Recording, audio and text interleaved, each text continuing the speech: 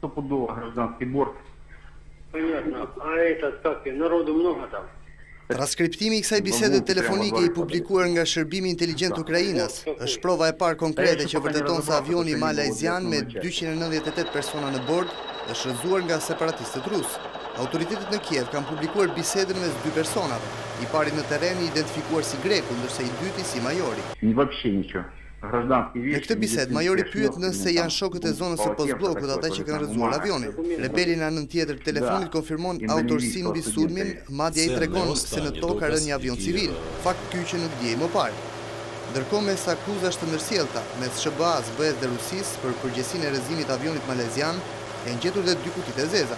Ato pritet të zbardhin këtë ngjarje të rëndë. Separatistët prorus, të cilët mendojnë se kanë qelluar avionin me një raketë Tokajer, kanë pranuar që të bashkëpunojnë me grupin e hetuesve ndërkombëtar në rajonin e Donjeckut, pasi nuk e pranojnë autorsinë për sulmin.